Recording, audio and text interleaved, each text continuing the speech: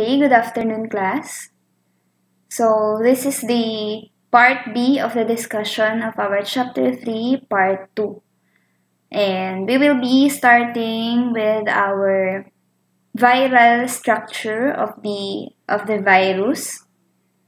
Ayan. So, you have here, the nucleic acid is surrounded by a protein coat called the capsid. Okay?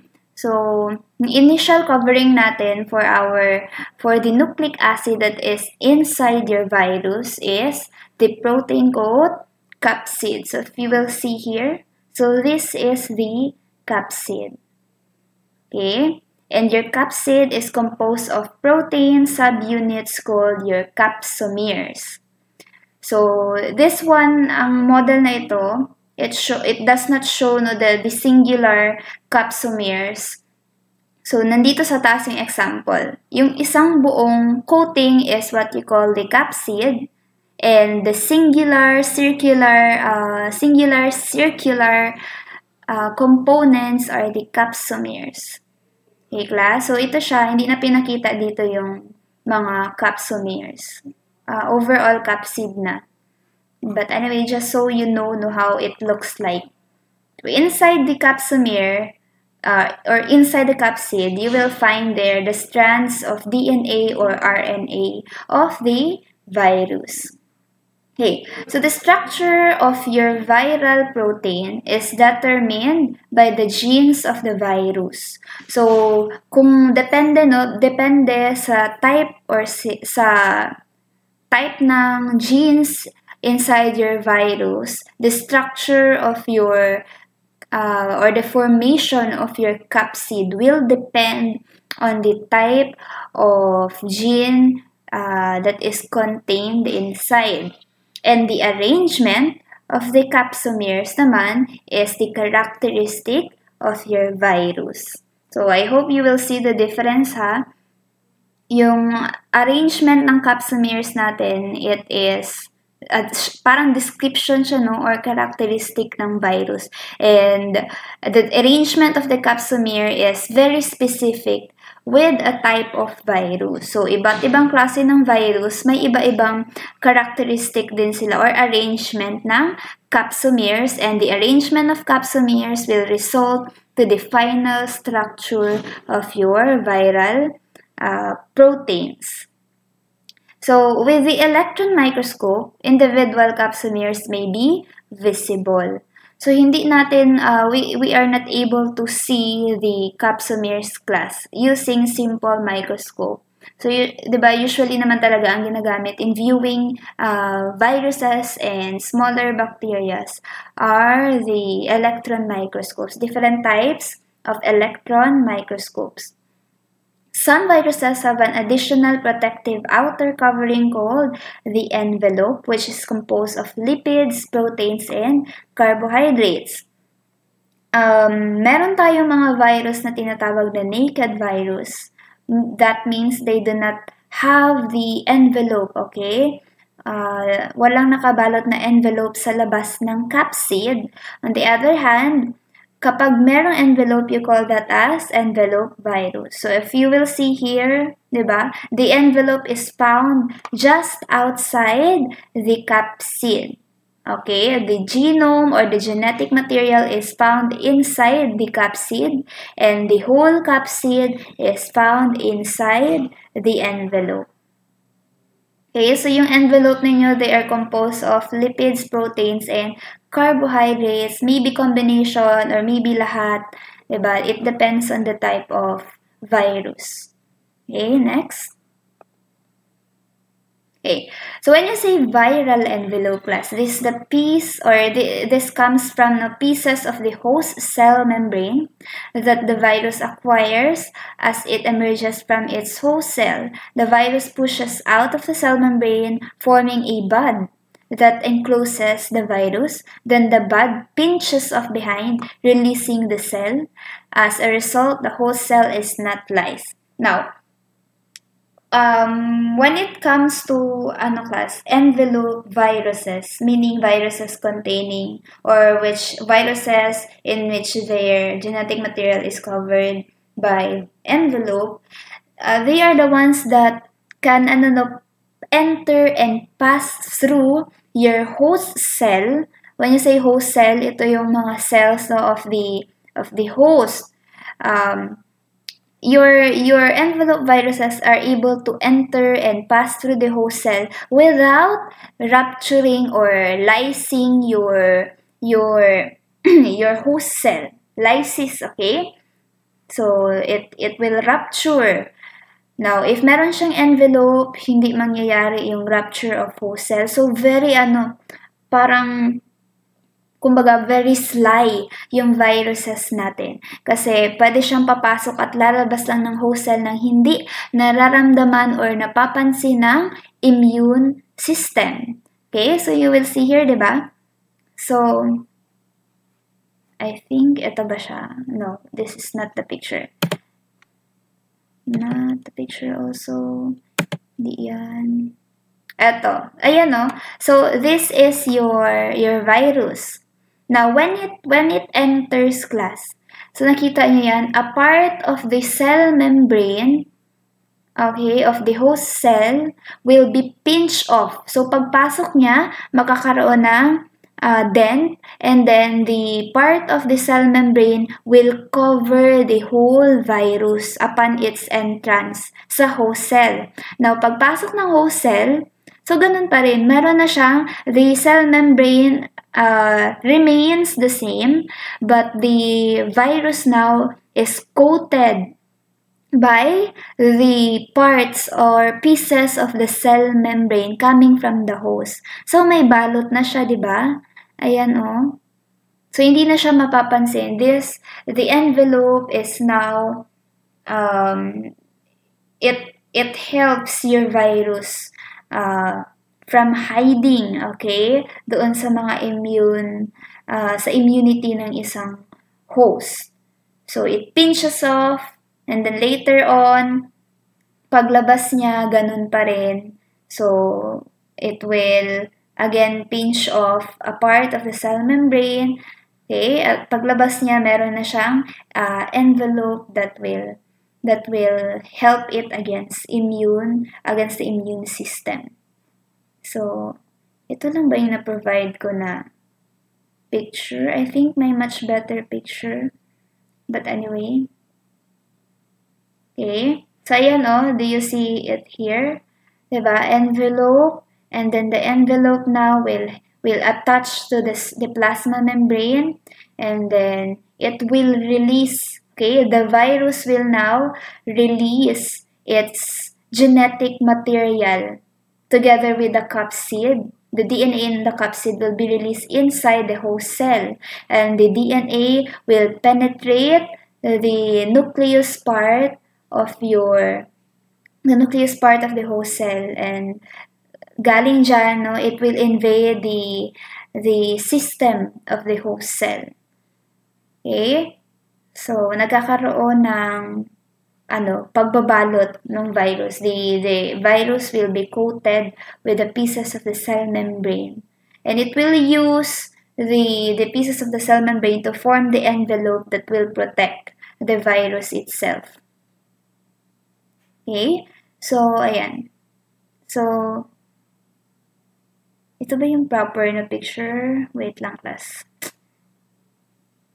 Ayan so diba, a virus with with an envelope. Now the envelope will attach to the plasma membrane and releases its genetic material together with the capsid inside the host cell. So ganyan yung process ng penetration ng isang virus class sa isang healthy host cell. Okay, so yan nag-attach siya, and then it opens up, the envelope opens up and releases the capsid containing the DNA. So yung DNA ng virus or RNA, pwede rin, genetic material in general, will enter the host cell and affect the host cell, the processes of the host cell. Okay, host cell. Next. Okay. Because your envelopes are acquired from host cell membranes, viruses may be hidden from the attack of the host's immune system. So, di ba, para siyang may, kumbaga pa, invisible cloak, just like Harry Potter. So, parang ganun, ginagamit niya yung cell membrane ng host cell mismo para magtago sa immune system. So, hindi siya, di ba, your immune system will not be able to recognize the virus because it is coated by the host cell membrane. So, hindi siya makikilala. And the envelope also help viruses infect new cells by fusion of the envelope with the host cell membrane. So, since the same yung material ng envelope, diba, because it came from the cell membrane of the host cell, it will be able to fuse with other new cells of the host. So your envelope attaches to the new host cells and passes its genetic material na naman. Okay, so that's the process of penetration or infecting a new healthy host cell. Okay? On the other hand, the envelope viruses are damaged easily by physical and chemical antimicrobial agents. So, meron din tayong downside kapag merong envelope yung mga virus. So, 'di ba? One big help of the envelope is that it hides the virus from the immune system. But at the same time, your envelope is highly damaged by antimicrobial agents. So, ano ba yung mga antimicrobial agents? Your antimicrobial agents class this is usually a group of medicine, pwedeng disinfectants that can vary depending on the type of microorganism that they act upon. So for example, you have antibacterial products against bacteria. You have antifungal products against fungi. You also have your antiviral drugs or medicine or drug that is antivirus. Meron ka ring disinfectants. You also have antiseptics. Diba? So, the antimicrobial agents will be varying depending on the type of microorganism that they attack. Okay? So, usually, your antimicrobial agents class, they kill microorganism and stop their growth. So, hindi na dadami yung microorganisms. Okay?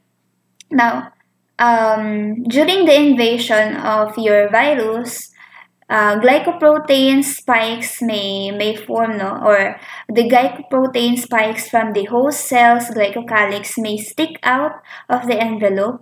Hence, the envelope in some viruses is covered by projections called the spikes. So, hindi naman lahat ng viruses natin ay merong spikes, okay? But most of the pathogenic ones, okay, or yung mga viruses that will cause harm, contain spike. Bakit? Para saan ba yung spike? Again, yung spike natin, remember ha, nanggaling siya sa glycocalyx ng host cell.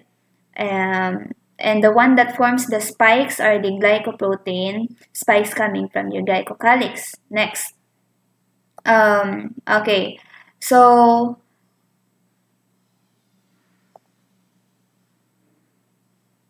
okay, I think that's ayan. The spikes project from the surface of the envelope and may be used by the virus to attach to the host cells. So, ang ginagamit class, diba, sabi kanina, your envelope can fuse with the plasma membrane of new host cells.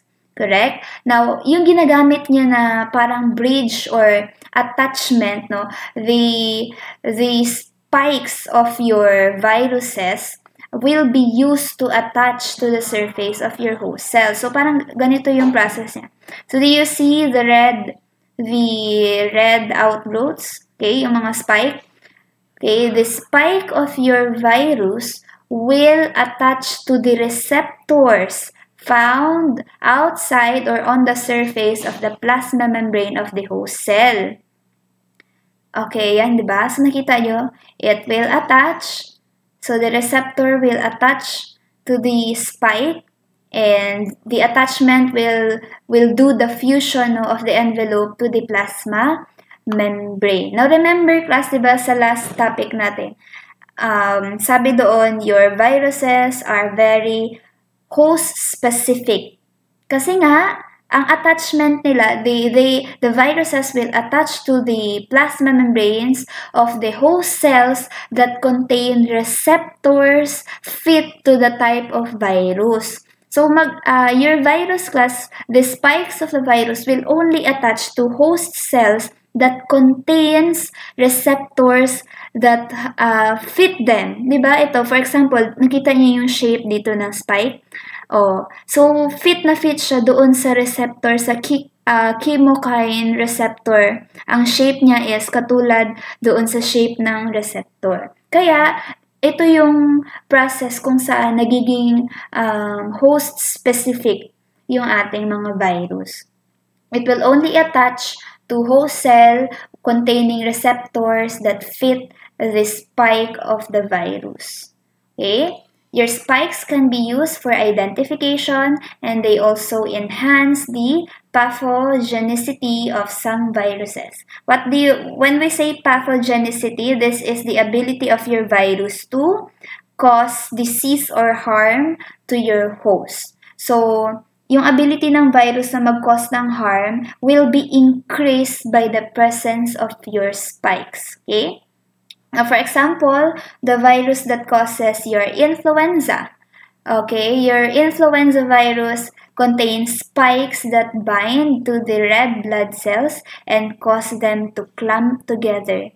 Now, you call this process as hemagglutination. Okay, the process of your hemagglutination class, this involves the hemagglutinin part of your virus or viral protein. Your hemagglutinin is actually a type of viral protein. So, ang ginagawa nitong hemagglutinin, it will bind to the receptor or the receptors found in the membrane of your red blood cells. Okay, again, yung hemagglutinin part ng viral protein or yung viral protein hemagglutinin natin, they will bind to the receptor of your RBC, and the linking of the two will cause the clumping of your red blood cells. Okay, so if ito yung red blood cells ninyo, and they contain the receptors, kapag when the receptors of the red blood cells will later on attach to the hemagglutinin part of your virus, it will cause the clumping of your red blood cells. So you call that as hemagglutination, involving hemagglutinin viral protein. Next. Okay. Viruses that lack envelopes are called naked viruses or non-envelope viruses. In naked viruses, the capsid provides the protection for the nucleic acid and attaches to host cells. So, again, meron tayong envelope viruses, and then meron din tayong naked viruses. Now, if walang envelope yung isang virus class, the capsid only will be the one protecting the genetic material found inside the virus. Now, whether the outer covering of a virus is an envelope or capsid, it is this outer covering to which the immune system of the host responds by producing antibodies, which should be capable of binding and inactivating the virus. Kahit ano pa man yung covering ng virus na yan, either capsid pa man class or envelope, doon pa rin tayo sa capsid and envelope, nagbabase kung or when or where the immune system will form antibodies. So if walang envelope, ang kikilalanin ng immune system ninyo is the capsid, okay? The same lang, either envelope or capsid, those are the two that will be recognized by the immune system and will start or begin the production of the antibodies. Now, the antibodies that will be produced, class, should be able to bind with your virus and inactivate the viruses, okay? Or I mean the virus.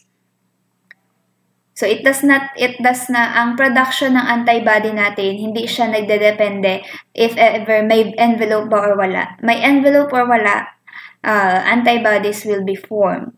Okay? Now, some viruses slip past this defense by frequently changing the characteristic of their outer covering so that the antibodies no longer recognize it.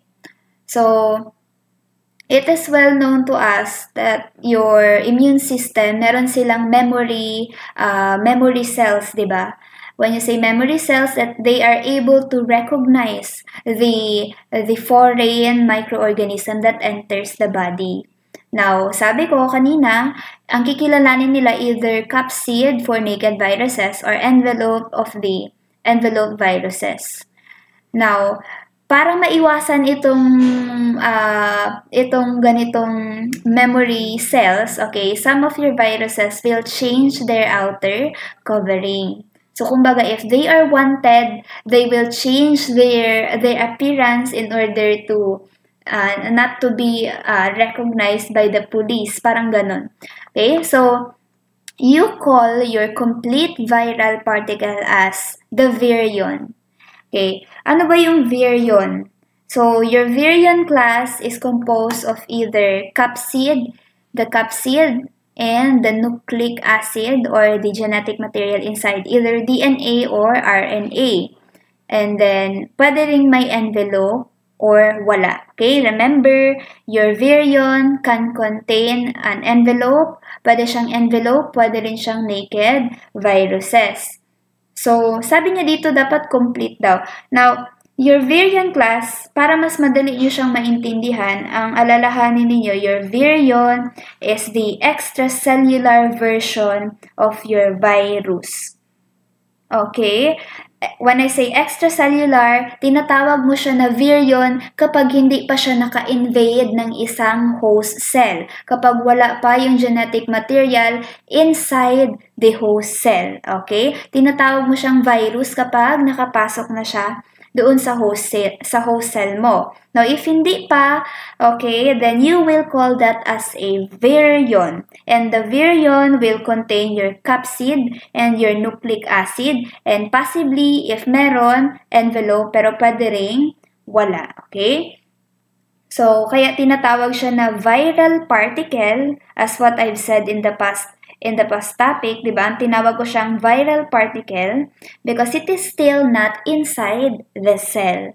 Okay? So, your virion, remember that your virion is the one or the particle that is used to spread, okay, the virus from one cell or one organism to another.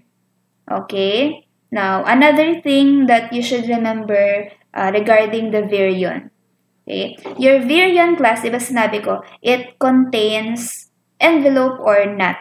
Now, a virion that is not containing an envelope will never be infectious. Okay? Virions will only be infectious class when it is fully assembled. No, dito na mag-matter yung presence ng envelope and kung walang envelope.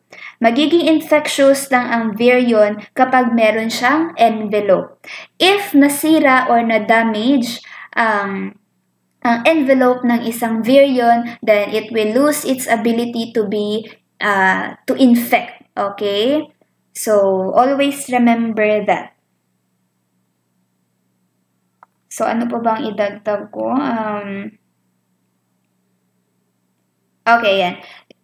And then, regarding sa envelope natin, class, your envelope. So, remember that your envelope of the viruses helps your virus to exit the host cell without disrupting the host cell membrane. So, katulad ng sinabi ko kanina, your envelope viruses are able to enter and exit your host cell without damaging the cell membrane of the host cell. Okay? And however, when it comes to non-envelope or naked viruses, when they exit a host cell, they will cause lysis or rupturing of the host cell. Mabubutas nila yung cell membrane ng host cell natin. Kasi nga, wala silang covering na envelope. Okay, so that's the difference between your naked and envelope viruses. Your viruses will be able to exit your host cell undamaged. While on the other hand, when your naked viruses exit the host cell, they will rupture your host cell, okay, by damaging the cell membrane. Okay, so that's why we consider your envelope viruses, okay, ito sila, we consider them as less immunogenic than your non-envelope or naked viruses. Less immunogenic sila. When you say less immunogenic, the envelope of your viruses helps the virus evade the immune response. Okay? Kapag sinabi mong less immunogenic, they are able to evade your immune system. Hindi sila madaling mahuli ng immune system. Okay? So that's for the viral structure of your viruses. So this is an example of an envelope helical virus. Bakit ganyan ang pangalan niya? Meron siyang envelope, okay? And inside the envelope, it contains a helical structure of capsid, okay? Helical yung structure ng capsid niya and the genetic material. Okay, so ito yung spikes. This is the envelope. You have the singular capsomere that compose the whole capsid, and inside your capsid, the genetic or the nucleic acid, either RNA or DNA, is contained. Okay, next. So your viruses have few or no enzymes of their own for metabolism. Again, kapag wala sila sa loob ng cell, they are not able to do the process metabolism. Okay, so they must take over the metabolic machinery of your host cell to multiply. Okay, so itong ganito, this idea class will be a considerable medical significance for the development of antiviral drugs because most drugs that would interfere with viral multiplication would also interfere with the functioning of the host cell. So, ito na yung tinatandaan ng mga gumagawa ng antiviral drugs, no? If naapektuhan ng drug na ginawa nila yung multiplication process ng isang virus, meaning the medicine or the drug is not only affecting the virus, pero naapektuhan niya rin yung host cell mismo. Okay, kasi one indicator is the multiplication of the virus. Kapag hindi na nag-multiply yung virus class, meaning naapektuhan yung host cell at naapektuhan yung the metabolic machinery of the host cell itself. So one idea yan na pwede magbigay ng development sa mga antiviral drugs natin. However, the presence of lipids in the coverings of some viruses makes these viruses sensitive to disinfectants. For example, disinfectants, lalong-lalo na if they are outside the cell. Bakit? Remember, class, your viruses are composed of, diba? Ang envelope nila is composed of lipids. Ano pa ba? Lipids. You have the carbohydrates, diba? So if they are being attacked by disinfectants, if they are outside the host cell, they will be killed immediately kasi masisira yung kanilang envelope. So wala nang magproprotect doon sa capsid and sa DNA or sa nucleic acid inside the capsid. So, you will mabisa yung mga disinfectants natin. Because they can destroy the lipid envelope of the viruses. Ayan, so example natin, ratio is 1:10 dilution of household chlorine. Bleach can inactivate your HIV virus or AIDS, no, outside the body. So, if meron, for example, yung patient natin na may AIDS, may na-touch siya na surface, pwede mong i-disinfect yung surface na yun with the use of disinfectants such as chlorine bleach. Now, viral lipids may also be damaged by lipid solvents such as your ether and by emulsifying agents such as your bile salts and detergent. So, ether natin, yan na yung alcohol. Kaya nga, diba, during this pandemic, always makikita mo sa lahat ng ads to wash your hands with soap. If wala kang soap, then you can use alcohol. At least 70% of alcohol. Because this, your soap and your alcohol are able to destroy the envelope coating of your viruses that are made of lipid. Okay, so using these products, the lipid component na nahihiwalay niya, no, it breaks the bond between the lipids on the envelope. Kaya nasisira yung envelope. And later on, the virus dies. Next. Okay, so based on the plan of their capsids, viruses are placed in several categories. In short class, pwede nyo ito, i-rephrase natin ito.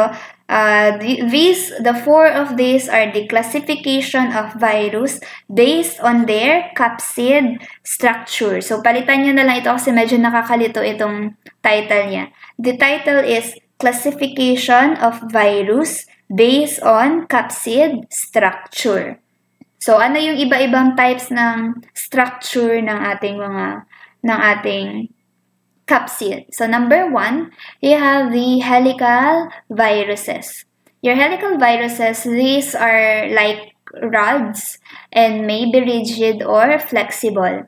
The capsid has a helical or spiral structure. So, one example natin ng virus na merong helical structure is your rabies virus. Tingnan niyo yung picture niya. So, this is the helical structure. So, paikot-ikot siya, no? Spiral yung structure ng capsid, following the structure of the nucleic acid inside. Okay, another one example of a virus containing helical capsid is your tobacco mosaic virus. Okay, next. You have the polyhedral viruses. You also call this as many-sided viruses. Kasi marami siyang sides, okay? 20 triangular faces. Okay, most of these viruses have a capsid in a shape of an icosahedron, which has 20 triangular faces. Example ng inyong polyhedral viruses is your poliovirus and your adenovirus. So, ganito yung structure niya. Do you see here? So, diba, marami siyang triangular faces. And if you count that one by one, 20 triangular faces in total yan lahat. Okay? So, this is the capsid. You have the glycoprotein or the spikes made of glycoproteins. You have the singular capsomere composing the capsid, and you have the DNA inside. Okay? Number 3, you have the envelope viruses. So, dito na belong yung mga influenza virus natin class. And also, this is where your COVID, or this is where your, what do you call this? Call this coronavirus belong to. Okay? Dito siya na belong. Envelope, meaning viruses containing envelope. These have an envelope covering. Okay, the capsid and mostly are somewhat spherical. Karamihan ng mga virus na may envelope, ang shape nila is spherical. But if hindi spherical, pwede ring, you can also call the virus as enveloped helical, such as your influenza virus. So, yung sample natin kanina, di ba? Envelope, helical. Helical yung structure ng capsid niya, pero meron siyang coating na envelope. And then, pwede ring envelope polyhedral such as your herpes virus. So, meaning, polyhedral yung structure ng capsid, pero meron din siyang coating na envelope. So, ito yung example natin. This one is spherical. Okay? Bilog siya, class. So, ganito yung coronavirus ninyo. Ganyan yung classification niya. Okay, next. Isa siyang envelope virus. Next, complex viruses. So, ito siya yung pinaka-unique. This is the most unique type of capsid structure sa lahat ng virus. So, ayan o, if these viruses do not fit into the above categories, hindi siya helical, hindi siya polyhedral, hindi rin siya envelope. Okay? Many of them are bacteriophages. So, ano nga yung bacteriophages? Meaning they are viruses that infect bacteria. So, ganito yung shape or ganito yung structure ng isang bacteriophage. Complex virus siya. So, examples ng complex viruses is your pox viruses. Okay? They do not have clearly identified capsids, but they do have layers of protein around their nucleic acid. So, this is the structure. So, diba, pinaka-complex siya, class. Meron siyang head, meron siyang tail of sheath, no, of capsid or capsomeres. Meron siyang mga paa, okay, or tail fiber. Usually, class, ang ginagawa nitong mga bacteriophage natin, kaya siya merong tail fiber, yung parang mga paa, it uses the tail or the legs to attach to the bacteria. So, kapag naka-attach na siya, it will inject its DNA, no, coming from this side. So, dito sa baba, it attaches and injects its DNA to the bacteria. So, pinaka-complex yan. Sayang, no, if we have face-to-face class, gagawin nyo sana itong project. So, there will be 4 groups, I think, tapos bubunot kayo kung ano yung structure na nakuha sana ninyo. Yun yung gagawa ninyo ng model. So, before, ang nakuha ng group namin is yung complex complex virus. So, ito yung ginawa namin. So, we used to make the legs or the tail. Ang ginamit namin is yung payong. So, di ba merong mga legs yung payong sa taas? Kinuha namin yun. And we also use disc para sa part na ito. We used beads for this part. And we used board, no, para dito sa ulo niya. So, naka-enjoy actually yung paggawa nito. May other, yung iba kong kaklase, ang ginamit nila dito para sa polyhedral structure is ping-pong balls. So, wala lang. Naalala ko lang. And kung may face-to-face, sana ginawa nyo rin ito siya. Dito na malalaman kung sino yung mga artists and creative students. But anyway, let's continue.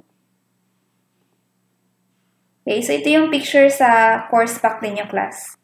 The same lang. So, ganito yung complex. Okay, taxonomy of viruses. Among all the organisms, class, siguro yung viruses ninyo ang pinakamahirap i-classify. Okay? Viral classification of your viruses is needed for the same reasons we need to classify our bacteria and other organisms, but the perfect system that fits all needs has yet to be developed. Now, early classification sorted out viruses based on the symptoms they produce. Nung una, they group the types of viruses based on the symptoms. So, meaning, for example, if ang virus na ito may symptom siya na coughing, okay, so isali sila sa isang group. Viruses or diseases na includes flu-like symptoms, so isang group din yan. And that is not reliable, okay, kasi parang walang scientific base yung ganung klase ng classification. So, therefore, this system was not Nag-record pa ako. Mamaya pa. Okay, so we will continue ha. Since this can vary, this system was not satisfactory kasi nga iba-ibang symptoms naman yung meron tayo, di ba? Especially as more and more viruses were discovered, padami ng padami yung viruses, and it's difficult to group them based on the symptoms lang. So in 1966, the International Committee of the Taxonomy of Viruses was formed. You can this class, shorten this one. So pwede nyong gamitin yung ICTOV or ayan, ICTOV, okay? ICTOV to stand for International Committee on the Taxonomy of Viruses. Para mas madali nyo siyang maalala. Okay, ICTOV. Okay, so next. Ayan, you can classify your viruses based on these 4 categories. Number 1, the type of genetic material that they contain. So whether DNA ba or RNA yung nucleic acid na meron yung virus, and whether the DNA or RNA is single-stranded or double-stranded. Okay? So kapag double-stranded DNA, kapag single-stranded RNA. Second classification, you can classify them based on the capsid architecture and whether your virions are enveloped. So, dun sa architecture, pwedeng you can base on the shape of the capsid, helical ba siya, complex ba, and then number of capsomeres, gaano karaming capsomeres are composing the capsid, and then size of the capsid itself, and then presence or absence of envelope. The third classification, you can classify them based on the type of host that they infect. For example, plant virus affecting plants, animal virus affecting animals, or other microorganisms. So, one example natin dito sa microorganism is your bacteriophage. Diba? This is the type of virus that affects bacteria. The fourth classification, types of disease produced. So, pwede rin yan. Now, the names of your viruses class will always end in virus for the genus name. So, for example, coronavirus, yan ang genus name niya. How about if for the family naman, the name will always end in Viridae. Okay, and for order, the name of the virus for the order will always end in Ales. Okay, next. So, a viral species is a group of viruses sharing the same genetic information and ecological niche. So, may iba-ibang types tayo ng species ng virus, and pwede yun siya i-classify. Ang definition kasi natin talaga ng ating species, biological definition niya, these are the individuals so that are capable of interbreeding and produce fertile offspring. So, kapag sinabi mong species, yan yung mga organism or they belong, organisms that belong to the group that can interbreed and produce a fertile offspring. Now, when it comes to microbiology, especially sa viruses, when you say species, meaning they share the same genetic information, meaning pareho sila ng genes, and ecological niche. When you say ecological niche class, kung saan sila makikita sa environment, okay?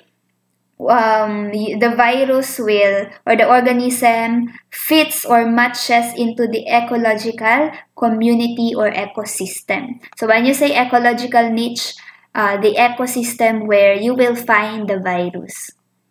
Okay? So some species of your virus can be designated based on or by descriptive common names. For example, human immunodeficiency virus. Okay? So, marami tayong types ng human immunodeficiency virus class. Okay? Itong HIV, yan siya ang descriptive common name. And it has different types of viruses within this classification. Okay? So, paano mo mapag-iba-iba yung types ng human immunodeficiency virus or HIV? By designating them into different subspecies using the number.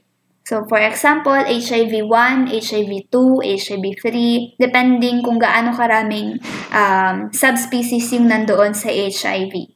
Okay? So, ang katumbas ng ating subspecies class or yung number sa ibang organisms, for example, number sa virus, di ba? Ang katumbas ng number sa plants is the variety. Ang katumbas naman ng number sa animal is the subspecies. And ang katumbas ng ng number sa bacteria is the strain, okay? So, strain, subspecies, variety, and number, parang magka-level yan sila lahat, okay? They are all level. So, that's it. Now, let's just discuss the vaccine, the coronavirus, no? Just a short information about the coronavirus. So, unang-una, yung COVID-19, that is not the name of the virus, but rather it is not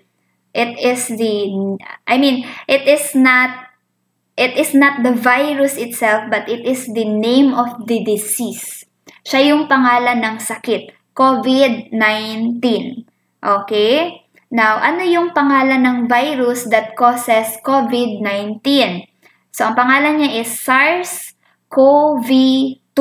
Okay? Capital letters S-A-R-S, and then capital letter C, maliit na O, and then capital letter V, and then number 2, SARS-CoV-2. So, yan yung virus, or that is the causative agent of your COVID-19 disease. So, kailan ba nagkaroon ng first record nitong SARS-CoV-2 natin? During the December of the year 2019. Noong 2019, December, may napansin na sila, there were cases reported of what do you call this, viral infection happening in China, and saan nanggaling, nung inimbestigahan nila, lahat ng mga tao na infected with this viral infection, nanggaling sila sa mga market that are selling live animals, ganyan.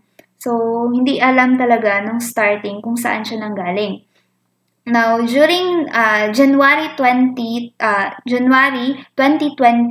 okay, doon na, it is when the WHO announced a public health emergency. So, if you remember, doon unang nabalita sa buong mundo na merong kumakalat na virus na SARS-CoV-2.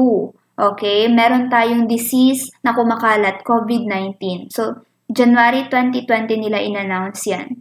Okay? So, your SARS-CoV-2 class virus, under siya sa coronavirus. Classification actually yung coronavirus class. Under the classification coronavirus, meron tayong iba't ibang types ng coronavirus. Okay? So, ano ba yung coronavirus? It has many types. Because it is actually a large group of viruses.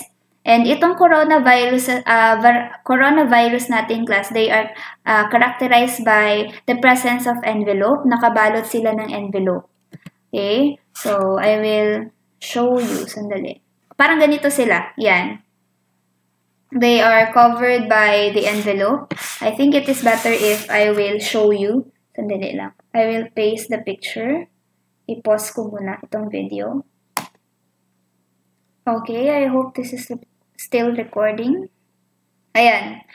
Okay, so this is the appearance of your coronaviruses class. Okay, so again, ang coronavirus natin, hindi lang yan siya specific or hindi lang yan siya COVID-19. Marami pa tayong ibang types ng coronavirus. So, general classification yung name na coronavirus. Okay? So, when you say coronavirus, meron siyang envelope. So, meaning, 'Diba? Sinabi natin kanina, kapag may envelope, it is infectious type of virus. And your coronavirus, it contains also the genetic material. It also has protein spikes. Nakita niyo yung mga pula. So, yan yung mga spike niya for attachment to the host cell. And it looks like a crown. Yung mga coronavirus natin, karamihan, ganito ang itsura niya. Parang crown. Kaya, ang pangalan niya is coronavirus because the crown in Latin is corona. Kaya tinawag sila na coronaviruses. Okay? Now, I will give you 3 types or 3 examples of coronaviruses. Number 1 is your SARS-CoV. Okay, or SARS-CoV, SARS-CoV. This was detected in China in 2003. So, ano yung kanyang vector? Civet cats, nanggaling sa civet cats. In 2012 or 2012 naman class, may another recording ng another type ng coronavirus which is the MERS-CoV or MERS-CoV. This was found in Saudi Arabia in 2012 and the vector was a camel. Nanggaling sa camel yung virus. And the third type of coronavirus was found again in 2019 in China, Wuhan. Yun na yung SARS-CoV-2.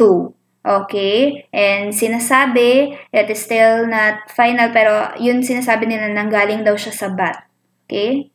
Sa paniki.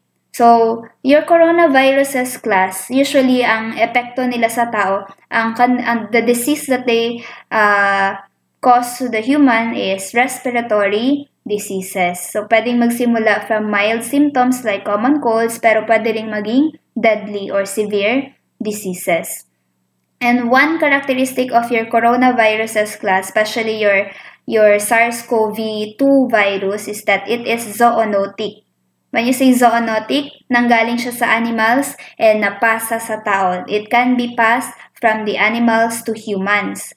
So when there is passing of virus from animals to humans, that is what you call spillover process. Okay? Spillover. So paano nagkakaroon ng spillover ng virus from animals to humans? This may be caused by mutation of the virus. Pwedeng nag-mutate siya, kaya pwede na siyang mag-infect ng humans. Or pwede ring increase contact with the animal. So, pwedeng kinain mo yung animal, kaya mo nakuha yung virus. Diba? Increase contact with the virus. So, yun na naman, just a short description of your COVID-19. Para malaman nyo kung ano siya. So, kapag sinabi mong coronavirus, ang binabanggit mo talaga is malaking scale ng viruses.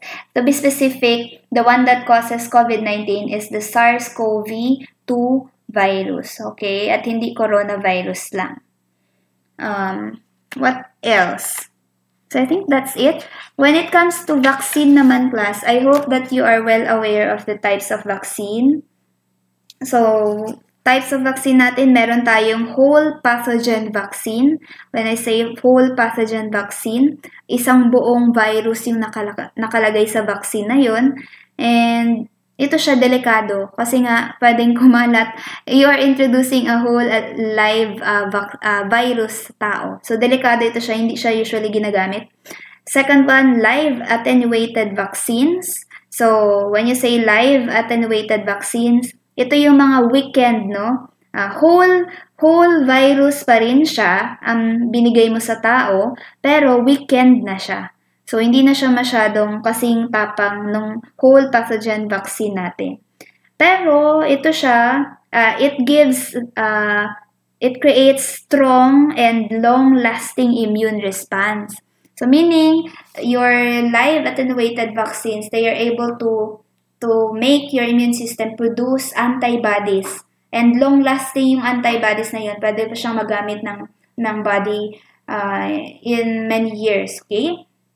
Kaso lang, meron din itong downside kasi weekend lang yung virus and there are certain cases na pwede pa siyang makabawi, no? Mamaya biglang makabawi, dumami ulit yung virus sa katawan and it will affect, no, full blown na naman yung disease na makukuha ng tao galing sa weekend because there can be possibility na maging strong ulit yung virus, okay? So, hindi rin masyadong maganda itong weekend type of vaccine or vaccine that contains weekend types of viruses.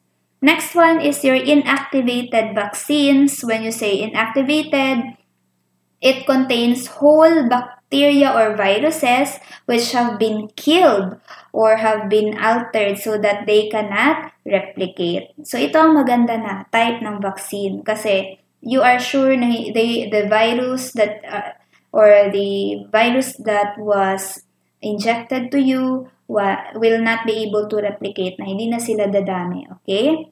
So since your inactivated vaccine do not contain any living bacteria or viruses, they cannot cause disease against the person. So mas maganda siya. And it is safe for the severely weakened immune system type of person. Maganda siya para sa mga tao na may mahinang immune system.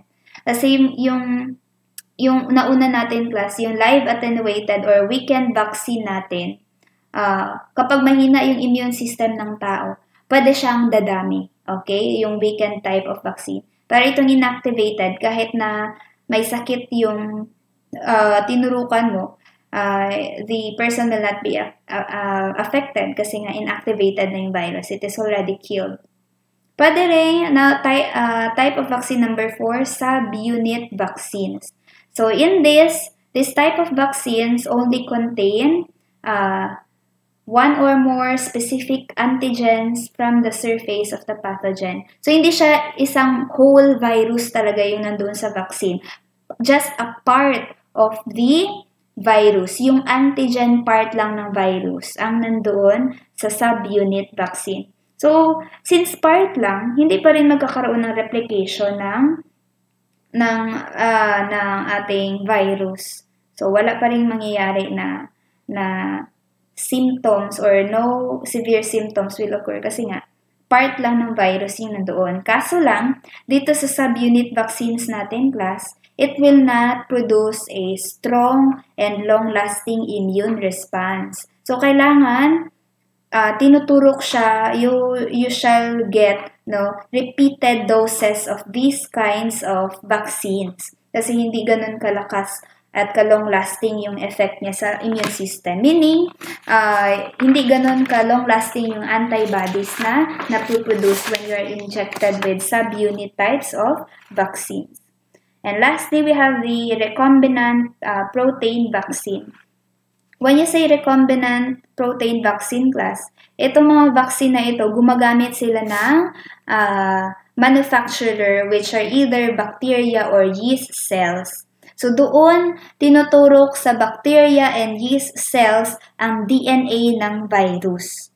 Okay? Sa bacteria and sa yeast cells, tinuturok yung DNA of the virus or the genetic material of the virus, wherein siya yung magma-manufacture ng vaccine. Okay? So, may manufacturers. When you say recombinant, kaya nga recombinant, diba? Meaning, may genetic, what do you call this? Gumagamit ka ng GMO or genetically modified organisms such as the bacteria and the yeast. Okay? So, that's it. I hope that you've listened well. So, if pipili kayo class, if you will be choosing types of vaccines, I will just be giving you the link. So, nandoon na, you can take a look if, for example, sa Sinovac, ano ba yung meron sa kanya, DNA vaccine ba siya or RNA, meaning vaccine containing only the RNA of your virus, kung ano ang effects niya and what. So, I will send you the link to the messenger na lang when it's time for our class. You can check that out. Maybe may kukunin din ako doon na information sa quizzes ninyo. But Siguro ano lang, for information lang talaga yun siya. Okay? So that's all. Thank you for listening. I hope that you've taken notes, and see you again on the next part class. Okay? So we will be having the continuation. So bacteria na tayo next meeting. Okay? So thank you and goodbye.